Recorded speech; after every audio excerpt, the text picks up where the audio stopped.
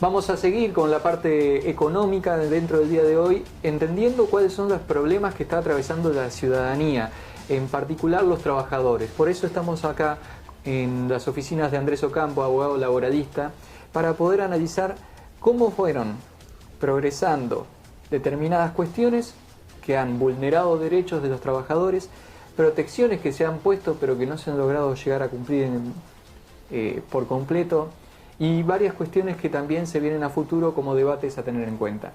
Andrés, gracias por recibirnos. Bueno, gracias a vos, Alejo, y al programa, por supuesto, como siempre. Y bueno, la idea siempre es poner sobre la mesa los derechos y deberes también, ¿no?, de tanto empleadores como trabajadores para de alguna manera ver cómo vamos avanzando en esta situación también de emergencia, ¿no?, que hay que entenderlo de ese marco. Claro, si partimos de la base de que estamos en una situación crítica de emergencia total, sanitaria y económica, ya tenemos un punto de arranque. Sí, de hecho es importante empezar, cuando uno empieza a hacer el análisis, ver toda la película, no solamente la foto del día, ¿no?, de hoy. Decimos, bueno, hoy no encontramos esta situación, pero cómo veníamos para saber después cómo vamos a seguir.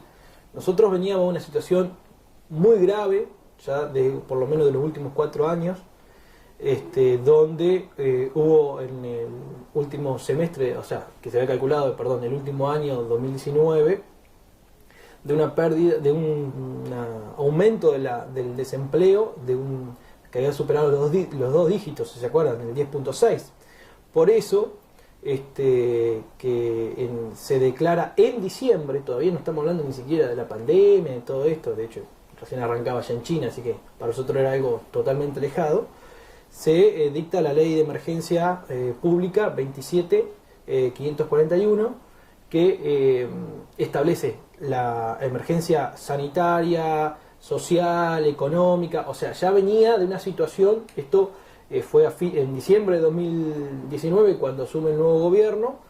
Se encuentra en una situación con unos índices, con una pérdida del poder adquisitivo de toda la masa trabajadora. Muy poquitos sindicatos habían logrado hacer paritarias donde se le ganara la inflación. Exactamente. Y había una pérdida del poder adquisitivo de un 20% promedio, algunos muchos más y otros un poco menos, pero un promedio de 20% del poder adquisitivo en los últimos 4 años. Entonces se sanciona esta ley 27.541, como te decía. Y también se hace el decreto, esto fue el 13 de diciembre, que sale el boletín oficial el sábado, cuestión rara, ¿no? Ya empezamos con cuestiones extraordinarias ahí. Un sábado, el 14 de diciembre, se publica el decreto 34, un decreto de necesidad de urgencia, 34/2019, que establece la doble indemnización, como se conoció. Para evitar los despidos, que justamente, ya venían habiendo. Tomando en cuenta aquella normativa que existió ya en el 2003 hasta que se extendió hasta el 2007, cuando la desocupación también superaba los 2 dígitos. Cuando ya recién en el 2007 se baja a los 2 dígitos, ahí se termina la vigencia de esa normativa de emergencia. Y ahora, como volvimos a la misma situación, se volvió a poner la cláusula. Se volvió a establecer la doble indemnización por 6 meses, desde el 14 de diciembre hasta ahora el 10 de junio de este año. Por lo menos, supuestamente, lo que se estaba charlando, ahora estamos a fines de mayo, entendemos que en unos días seguramente se hablará o se verá si no se extiende esa doble indemnización que hoy sigue vigente. Ese es el estado de situación en el que el gobierno agarró, que no es poco decir, fue un estado de situación espantoso. Sí. Vino de los primeros meses, trataron de iniciarse las paritarias, Sí. y apareció el coronavirus de por medio. Exactamente. Hubo algunas paritarias, como te comentaba, en realidad de bancarios, por ejemplo, en febrero, pero en marzo, ya a mediados de marzo, ya estábamos con la pandemia acá, tuvimos el primer muerto ya en Argentina, y comienza a establecerse, en este marco de la ley de emergencia sanitaria que ya estaba de diciembre, se establece el decreto de necesidad de urgencia 260, que determina la emergencia sanitaria propiamente dicho, que se extiende por un año, ¿no?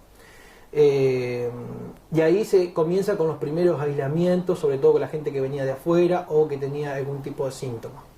Que fue la cuarentena blanda que se hizo al principio. Primero, no, eran los 14 días que tenía uno que estar aislado cuando se venía de afuera. Esta cuestión. Después, o sea, estamos hablando que un día, en pocos días, se fueron sancionando muchas normativas. La verdad que más de 400 normas se han dictado desde mediados de marzo a hoy. ¿Más de 400? Sí, con los decretos de necesidad de urgencia, las resoluciones ministeriales, y de los distintos sectores de los distintos ministerios a nivel nacional, y más obviamente lo provincial y lo municipal, ¿no?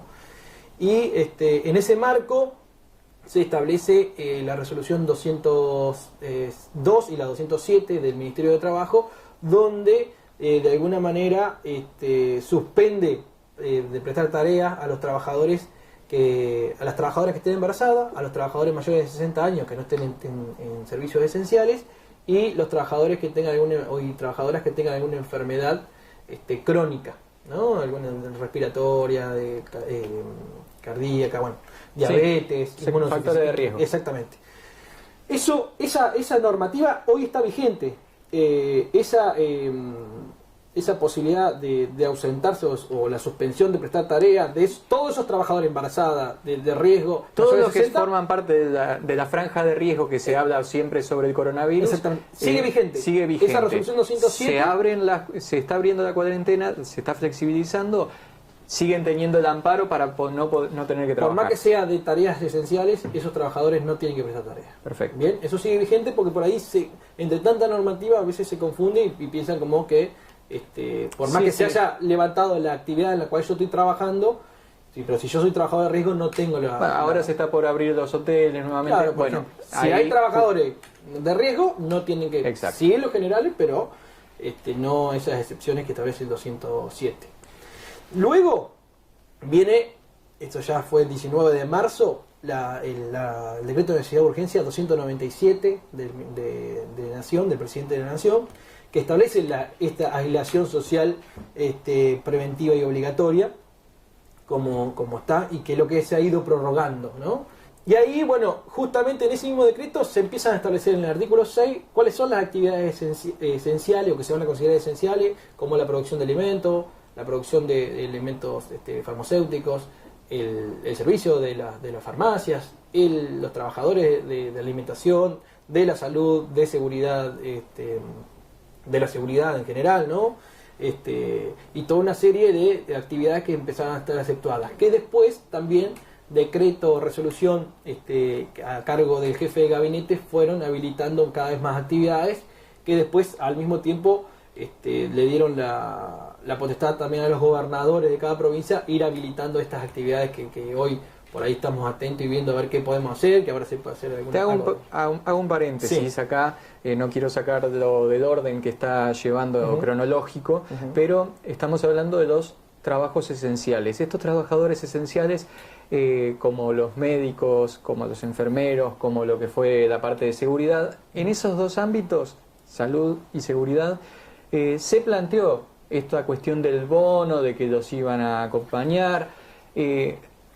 Hay reclamos de que no ha llegado ese bono. Justamente, bueno, con varios sindicatos hemos estado hablando, ATE, ATM acá a nivel local, y en todos los ámbitos, tanto empleados públicos como del sector privado, no han recibido aún esta asignación, esta bonificación que se le iba a dar a los trabajadores de salud.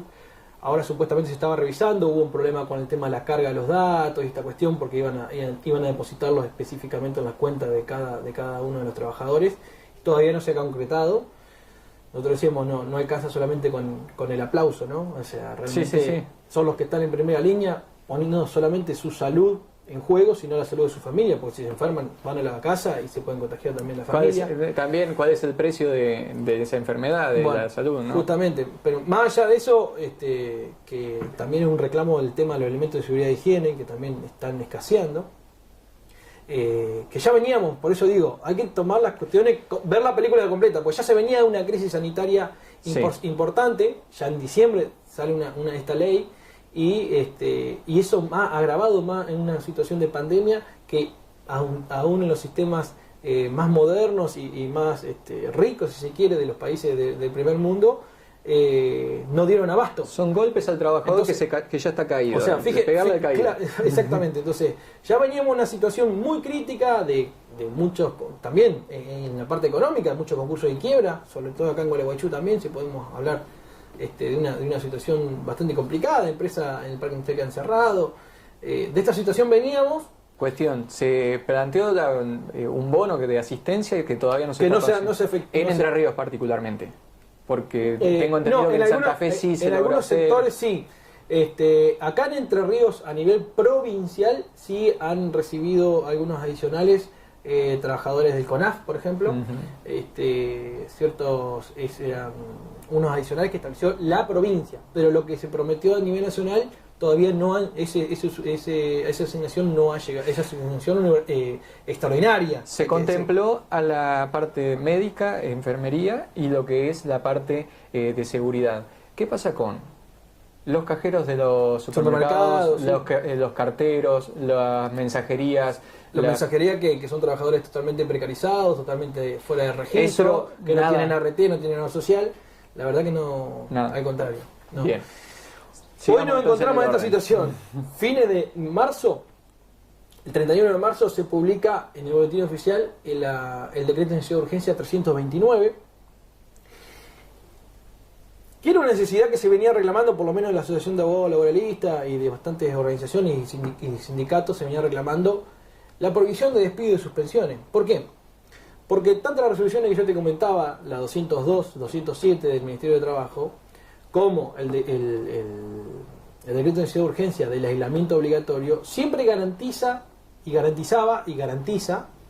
porque sigue vigente, el cobro íntegro del salario. Y el cobro íntegro del salario es conforme lo que venían cobrando los trabajadores en el último tiempo, ¿no? Lo habitual, lo que venían cobrando, eso se debe mantener el 100%.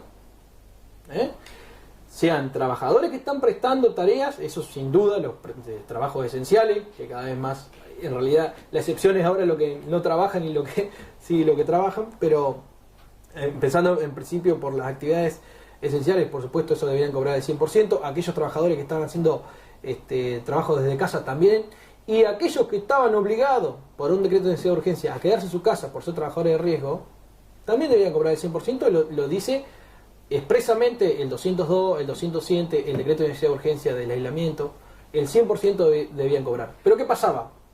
Muchas empresas dijeron, el caso emblemático fue el de Techin, dijeron, bueno, nos sacamos la soga del cuello de tener que pagar el 100% del salario, despidiendo o suspendiendo.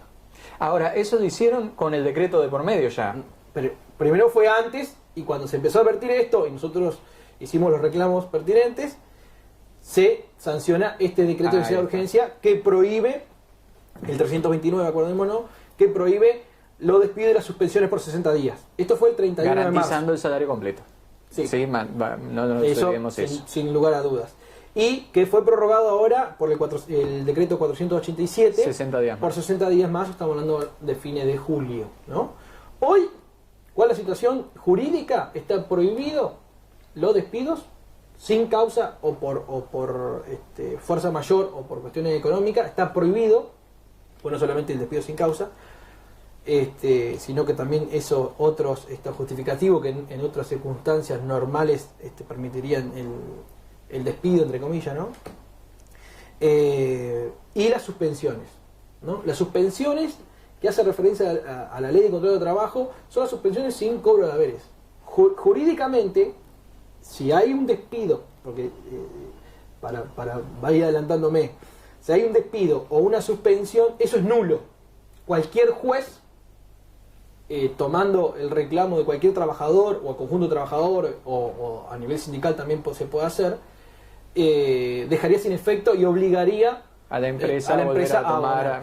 De hecho, hay una resolución que salió esta semana del Ministerio de Trabajo de la Provincia de Buenos Aires, en el marco de esta situación, que además que abarca la mayoría de los trabajadores de la Argentina, porque la mayoría está en la Provincia de Buenos Aires, establece que empresa que incumple con esta normativa tiene, aparte de que tiene que pagar los salarios caídos por no pago, por haber despedido, suspendido, el 100%, más intereses, más multas millonarias.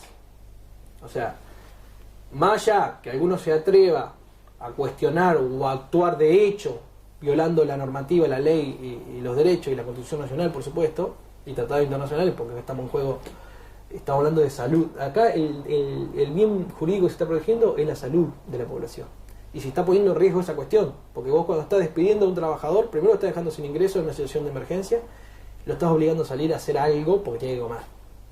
Entonces está poniendo en riesgo no solamente a esa vida de ese trabajador, sino que ese trabajador se exponga y pueda también llevar, si se llega a contagiar, a otros ciudadanos. Se hizo el decreto para evitar despidos y suspensiones y se quería garantizar salarios completos. Sin embargo, nos hemos encontrado en este tiempo, en estos primeros 60 días de cuarentena, con despidos, con suspensiones y con salarios que fueron negociados a la baja. ¿Cómo podemos hacer frente a eso? Yo siempre hablo, ¿no? Primero que los despidos y suspensiones son nulos. No tiene ningún efecto jurídico. Si uno reclama, eso... ¿A quién reclama? ¿Por el trabajador? Primero, solo podría presentarse ante el Ministerio de Trabajo, sea a nivel provincial o nacional, individualmente el trabajador o mediante el gremio, cualquiera sea que lo nuclee. Se acerca a un gremio a su sindicato, por supuesto. Y si no, la vía judicial que de hecho hasta ahora que empezaron a correr los plazos a partir del 26 está abierta la justicia, pero desde antes para este tipo de cuestiones estaba siempre habilitada el Poder Judicial para hacer ejecuciones salariales, reclamos de este tipo y dejar nulo, por supuesto, este tipo de acciones que son totalmente ilegal y nulas de nivel absoluta, no tienen efecto para el derecho. Por lo tanto, para el trabajador tampoco, o trabajadora puede hacer el reclamo y eso se le reconoce la estabilidad propia al trabajador hasta que dure esta vigencia de estos decretos que se prorrogó, digo, hasta fin de julio. Perfecto. Bueno, vamos a ver cómo va evolucionando eso. Seguramente más adelante volveremos a juntarnos para seguir avanzando y profundizando el estado de situación que estamos atravesando. Gracias, Andrés, por el tiempo. Muchísimas gracias. Pasamos así entonces por la parte laboral y la cuestión económica, clarificando el tema de los despidos, de las suspensiones y un poco anticipando cuál va a ser este problema que se viene por delante con los debates por la reducción que están haciendo algunos del 25%. Seguimos en Territorio Político.